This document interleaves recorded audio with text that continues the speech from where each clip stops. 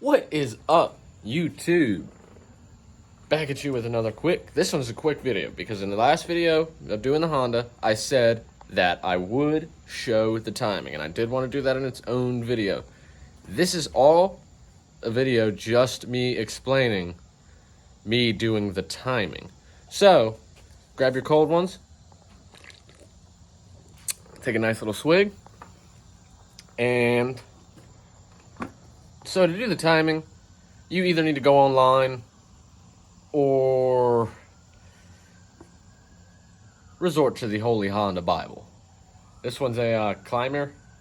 I'll probably butcher the crap out of that. But there's the engine. Let's get to it. Of course, an ice cream truck is wanting to pass by, but I'm so ready to get this section done because I'm so eager to put this thing back together.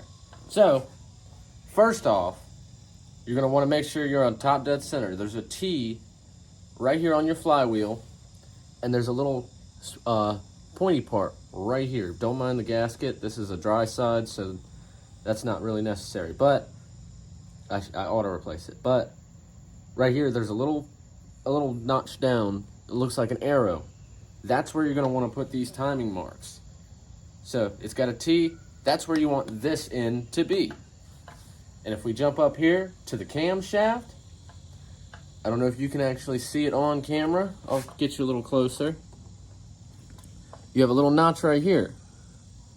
That's where you want it to be. You want it to be pointing up. And then from there, while still having the flywheel on top dead center, you want to make sure that when you're putting this chain back on, it took me some time because I was one tooth off this way, one tooth off that way, back and forth, back and forth, back and forth, till I finally got it. You're going to have two 10 mil bolts. Those are what's going to help you. You're going to slide the cam gear off of the track where it sits, adjust, take the chain off, adjust it, pop back on, slip it back on there, at least hand tight the bolts down, and then just make sure you're level here. You have a mark here on this side of the camshaft, and you've got a mark here on this side of the camshaft. There's a cat hair. And you want to make sure those are level with that, as well as also saying use assembly lube when you're putting this stuff together, valves, all that stuff, right on every lobe, everything. But yeah, you definitely want to make sure those are flat with that. This is pointing straight up, and the T is on the little arrow. My apologies, I burped. But yeah, from there, I can go ahead. There should be no strain on any of these valves. So I should be able to just put it back together, put the valves back on, the rockers back in. Rockers, and I would assume they also would be considered lifters because lifters roll on the cam. But should be able to put them back in. Put all four of the head studs back in, which roll all the way through down to the jug, bottom of the jug.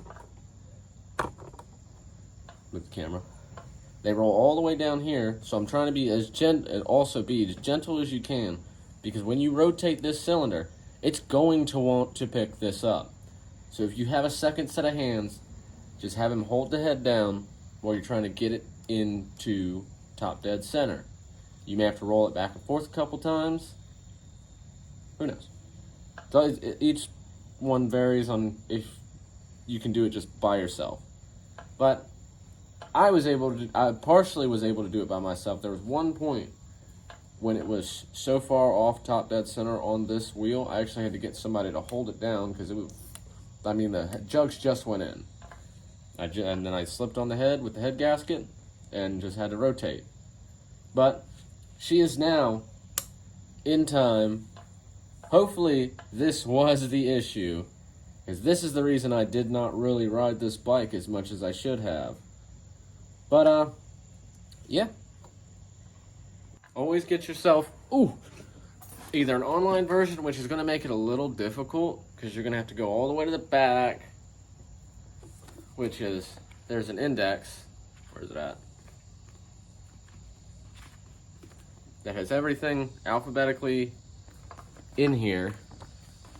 So like A, alternator. I don't know why that's the only thing in the motor that starts with an A. But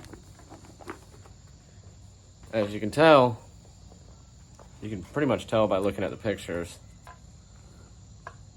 is all little pictures make sure everything lines up. So these two little spots line up with this spot, that's lined up there, and it's pretty much not rocket science. I've used this on the carburetors. The only thing I cannot find in this is air fuel mixtures.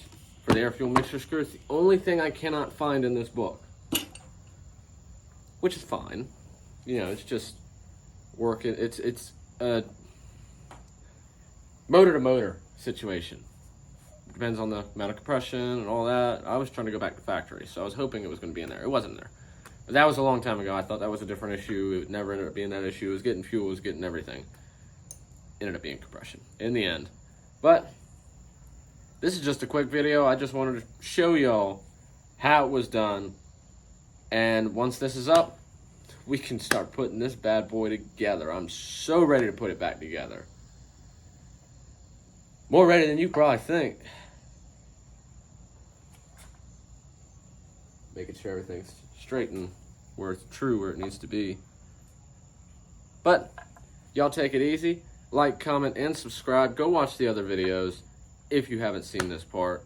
I try to get it into in-depth as I can with these, especially because there are not many videos on this motor on YouTube, that bike in general. You have a couple where people started, and those are mostly shorts. That's one of them, two of them, one of them's mine. So if you're looking up this motor, you're most likely going to pop up with one of my videos. But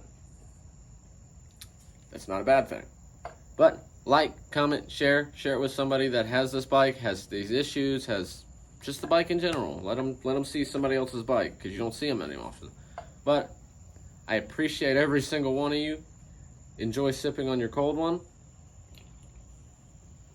And y'all have a good night. I'm going to get to work. Peace.